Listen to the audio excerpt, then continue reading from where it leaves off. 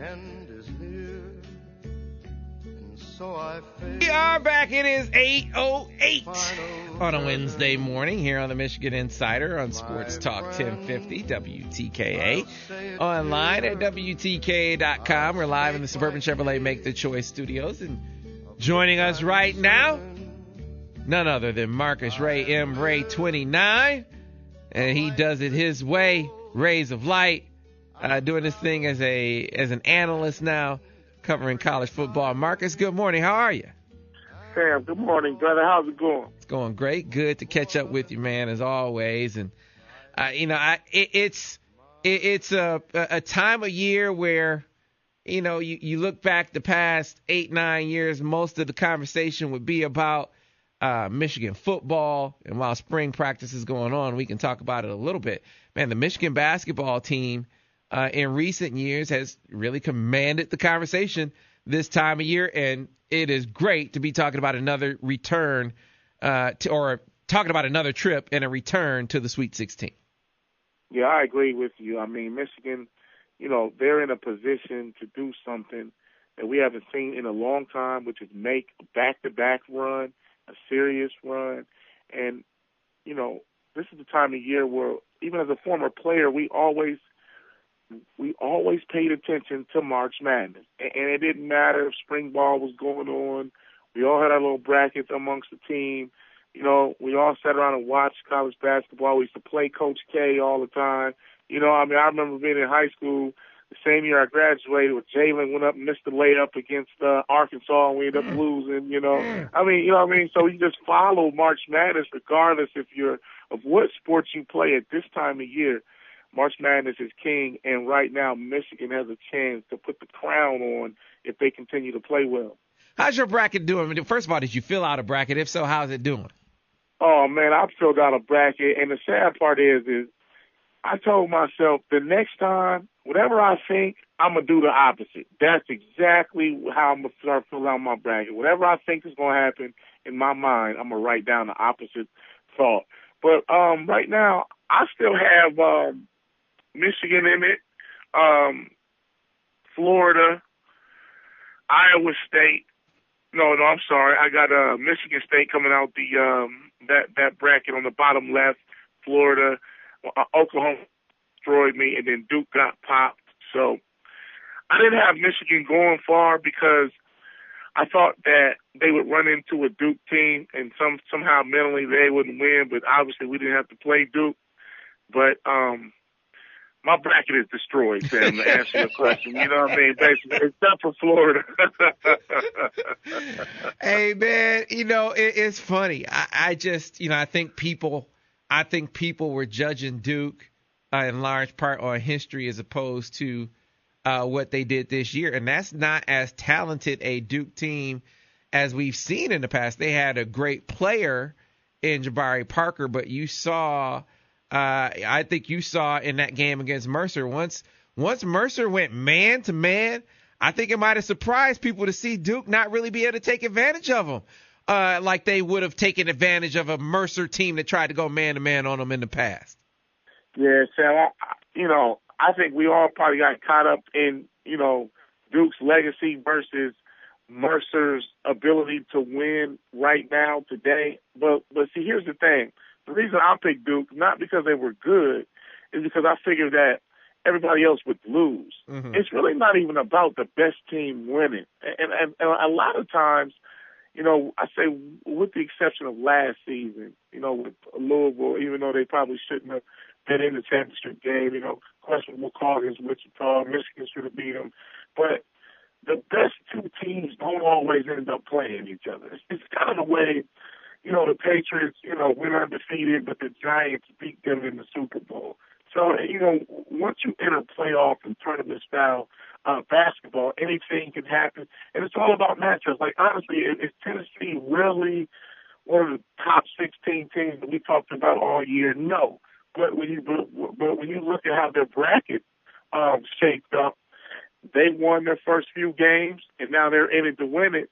Same with Kentucky.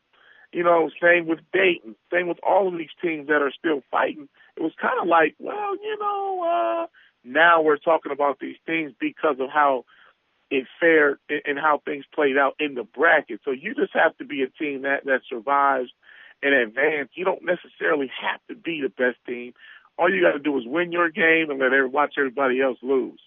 Man, it's it's great to see, and we'll come back to Michigan because I want you to talk about the emergence of leadership in Jordan Morgan, which is great to see. But I gotta pick your brain from your past as a coach, Marcus, because Quanzo Martin, coach from Tennessee, there's an interview that he did yesterday where someone posed the question. You're a Big Ten guy, Quanzo. You played at Purdue, and you know the Big Ten. Well, did you call any of your Big Ten guys, some of your past, some of your connections and past colleagues or teammates, and ask them about Michigan? And he went on and on saying no, about he didn't cross that line and he really didn't reach out. He really, really didn't do that. And I guess I just didn't know that was a taboo thing in the coaching world. Is the same thing for football coaches? If you were coaching at Central, and none of your former colleagues could call you and ask you, hey, Marcus, how do you deal with Toledo? That was a taboo thing to do? Oh, no. In football, everybody talks to everybody, baby. I mean, it's Spygate going on all over the place. I remember when Brady Hoke was at Ball State, he was the guy on the sideline signaling in the defense. And I was in the booth as a GA, and I had my binoculars. I said, hey, wait a minute. So I started stealing Brady Hoke's signals, and then, what's funny is the week before we played Ball State, after they played, we talked to everybody that played Ball State. They were undefeated. Same thing with Georgia. After we, went down and got slaughtered by Matthew Stafford and Young Green, he was a freshman, and no Sean Moreno, he's jumping over my safeties. Well, after we played Georgia, we got a call from the SEC school that they played next, and we told them everything we knew. So basically, in football, it works the opposite. Whoever you have played or whoever you're about to play, we made calls. That was part of my job as a GA. I had to talk to the other GAs and figure out, hey, did you get any signals? What were their tendencies? When the coach took his hat off, what did that mean? I mean, so everybody every week in college football is talking to people. As a matter of fact, if you don't come up with something, then you're not a good DA. That's pretty much how Butch Jones would grade you. We had to read articles on every team. We had to call whoever played, the previous game. We had to come up with something. Whatever would give you the edge to win in college football, you did it. And so I don't believe Martin when he says that, but at this stage of the game, he's been on the phone with somebody trying to figure out, hey, he probably talked to Michigan State. Who knows? He's probably talked to whoever. How do you beat Michigan? Because you're not just going to walk in there and practice for a few days, watch tape, and figure Michigan out. You're going to have to talk to somebody, too. Yeah, that's just the way it goes. And that's kind of how I figured it, Marcus. Now, I want to be sure that I lay out his position correctly because he did an interview about their matchup with Virginia. There was a question from Michigan State's perspective, what does Michigan State have to look out for with Virginia? And he broke it down, broke down their game against Virginia because Virginia is an ACC team. So it was more an in-conference thing. So it's like, let's say Michigan played in the Buffalo Wild Wings Bowl. His point would be that if Quanzo Martin was Kansas State's coach, he couldn't call his guys at Purdue and say, hey, Purdue, what did you do even though they didn't play? What did you do against Michigan, Purdue coach? He wouldn't do that because that'd be putting that Purdue coach in a position to go against his Big Ten brethren. You see what I'm saying? Yeah, apparently right. on the college basketball side of things, that's a thing that's not. John Beilein, he said the same thing. Like they played Wofford in the first round. His friend coaches at Davidson. He said, I'm not calling my friend at Davidson to ask him about Wofford. And I was like, wow, really? That's really something you can't do? I just never heard of that before. Just take the opposite of what everybody says and believe the other side of the coin, because everybody has to be politically correct. Because if we all admit it, coaches included, hey, yeah, I talked to so-and-so. They gave me a few tips. Then it would be a big deal of a story. But it's like a silent code in coaching Gotcha. where you need to find out what you need to find out, and then you keep it to yourself, and you go out and add yours to it, and then see what you come up with. But everybody talks to everybody. Basketball's a little different because, you have to play offense and defense with the same five on the floor. You may study personnel a little bit more closely. But when it comes to football, there's signals out there. There's all types of, there's a cadence. So you actually need tips from other schools, and believe it or not, everybody helps everybody out. And the sad part is, when you're a small school like Central and Georgia and Mark Richt calls, and then you start thinking about jobs down the line, and so when you see them at the coaches convention, you say, "Hey, coach, remember I gave you some tips on how to be such and such." Now, what was going on? They actually remember that. So there's a tremendous girl-boy system that's going on in coaching where people, do favors for favors, regardless if they win or lose, but you kind of have to cooperate, especially if you're a smaller school. But I was surprised when the big schools called a mid-major like Central and was asking questions. But remember, I told you, I stole Brady Holt's signals, and I told him when I was at his house, "Coach, you were too obvious. Your signals were basic. And why was the head coach the one on the field signaling the defense?" And I said, "That's why we almost beat you and Nate Davis." But I get exactly where you're coming from, Sam. Hey, man, and I figured it had to be something like that, Marcus, because Quanzo Martin was on the hot seat 3 weeks ago. You mean to tell me he's not going to call? If his job was on the line 3 weeks ago, you mean to tell me he's not going to call Matt Painter and say, "Matt, hey, Paint, tell me what's up"? Now, I can see him not calling Mike Jack. Mike Jackson, one of his guys, a former coach at Michigan. I can see him not wanting to put Mike Jackson in that position. But, man, not calling Matt Painter, I don't buy that for a second. All right. So, hey, Conzo Martin is Mike Jones. Back then, they didn't want him. Now he's hot. They all on him. Right? Just like Mike Jones, just like that. We're talking to Marcus Ray this morning here on the Michigan Insider on Sports Talk 1050 WTKA, online at WTK.com. So I want to bring it back to Michigan basketball, Marcus. It's always interesting to highlight situations where your team leader isn't your best player. And, I see Michigan in that situation now. We were talking at the beginning of the season about what guys would play what roles, and it was mostly from the standpoint of who's going to be their go-to guy, who's going to be their clutch scorer. And I think, you've seen it be Nick. You've seen him create for others, and Glenn kind of step up in his production in that regard. But I posed the question to John Beeline a couple of months ago, who's that guy that your guys look to in times of adversity, not to score, but to give you confidence, to say, hey, we can do this. This is going to be all right. And he said, well, it needs to be John and Jordan. And in that span of time, Marcus, it really seems like Jordan Morgan has ascended to that role of, hey, we're going to be all right. Whether it was in the Big Ten tournament, we were talking about them being the 2 seed, and everyone was talking about how loaded the Midwest was. He said, well, they got to play us too. They were talking about heading into the game against Texas, and Cameron Ridley, he told his coach, he said, man, I got this. He seems to be the guy for his team right now. Well, leadership comes in a lot of different, a variety of forms and fashions.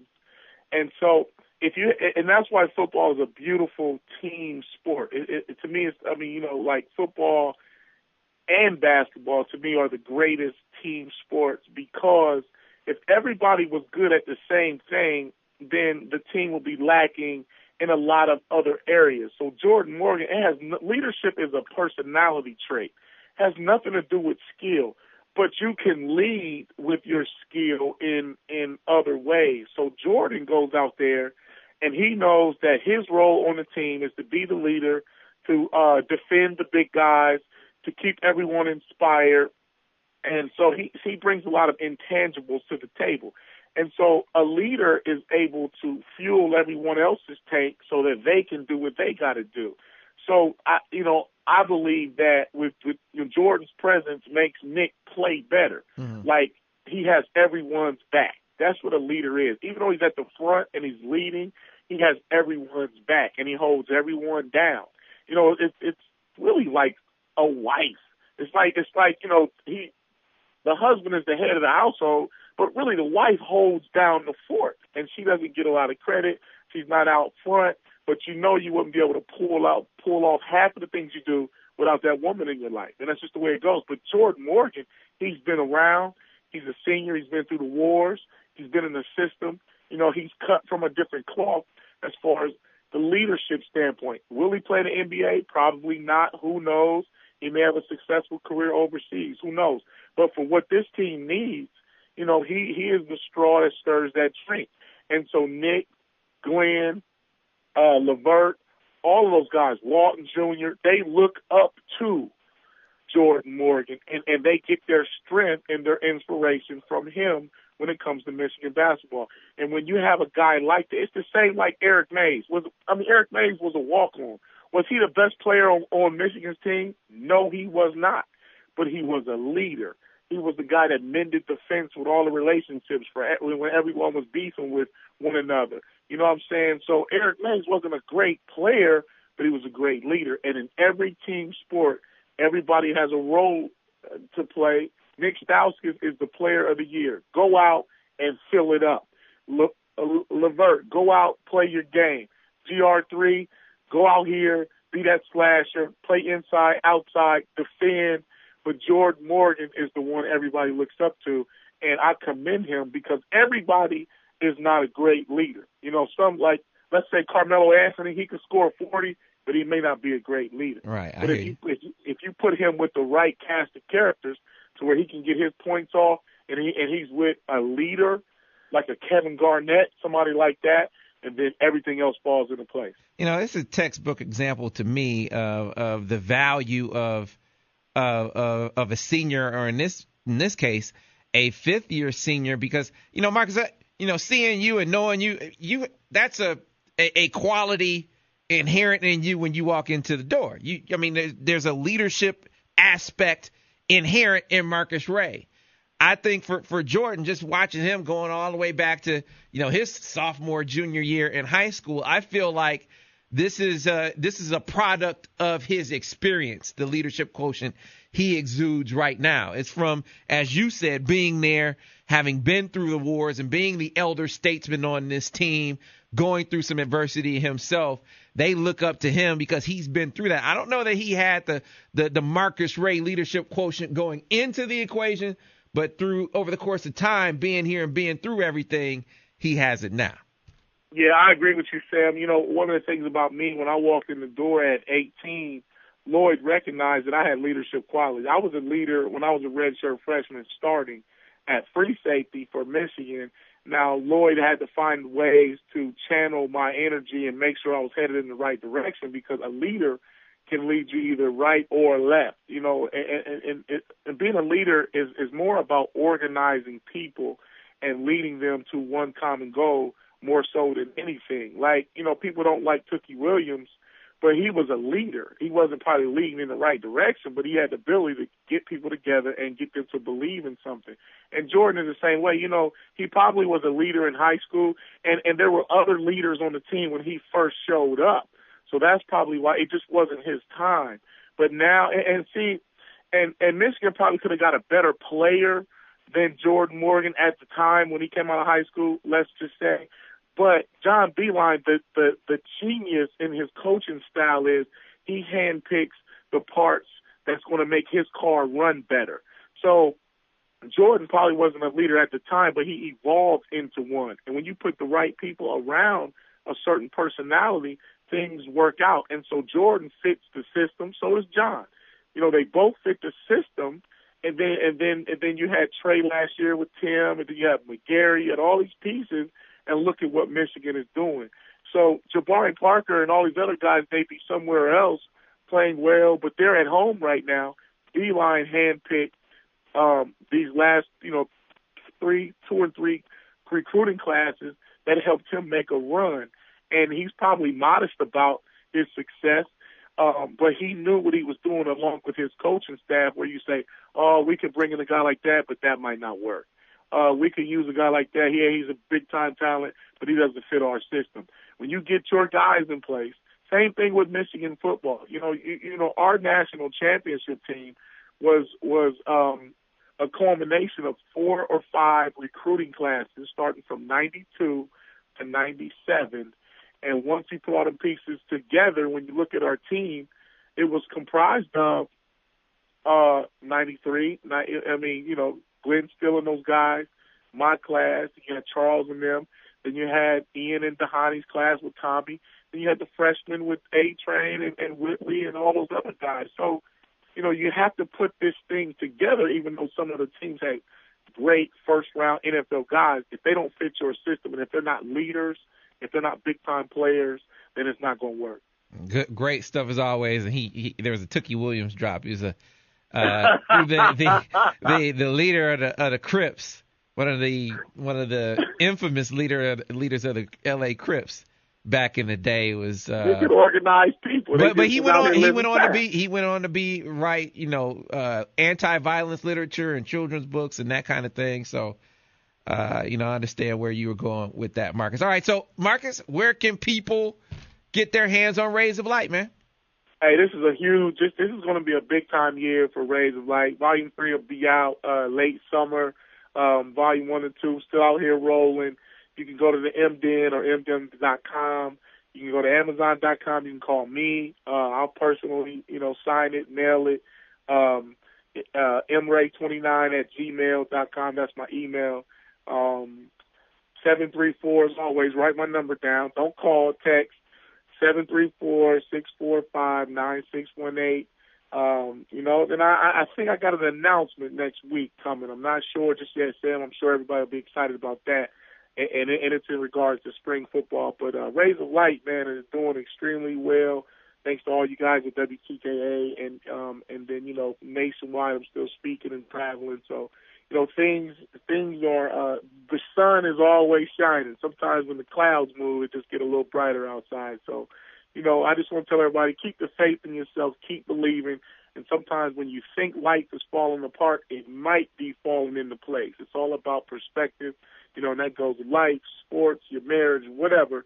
Just keep fighting, you know, and you know, if anybody needs a copy of Rays of Light, go out and get one. I'll be glad to mail it and sign it.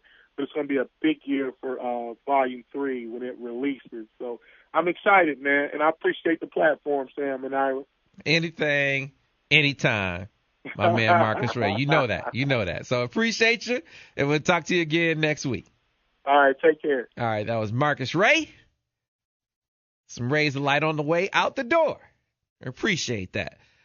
We got to get to a break. Come back on the other side. Talk to another great friend of the show. Her team has moved on another round for the Michigan women's basketball team in the WNIT. Talk to Kim Barnes-Rico about that on the other side here on the Michigan Insider. Sports Talk 1050 WTKA, the official voice of University of Michigan Sports.